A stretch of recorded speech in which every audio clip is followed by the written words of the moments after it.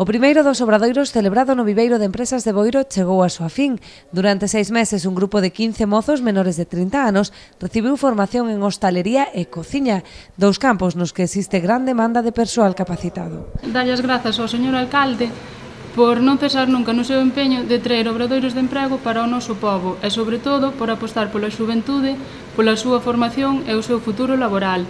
Quería darlle as grazas tamén a don Alfonso Marnotes por creer e apoiar o noso proxecto dende un principio e concedernos a subvención, sen a cal isto non sería posible. A aposta do Concello e da Xunta pola formación xuvenil de cara á capacitación profesional para obter un emprego de calidade non remata aquí. O alcalde anunciou que xa se está a traballar no acondicionamento das instalacións para acoller un ciclo de atención sociosanitaria. Seguiremos poñendo andando pois da man da Xunta con outros cursos. Estamos preparando ahora en estes momentos, te informo, os cursos de orientación sociosanitaria, preparando as instalacións, comprando todos os elementos, maquinaria imprescindibles para dar ese curso, porque é un dos cursos máis demandados na comarca. Nestes futuros proxectos contarán tamén co apoio da Xunta.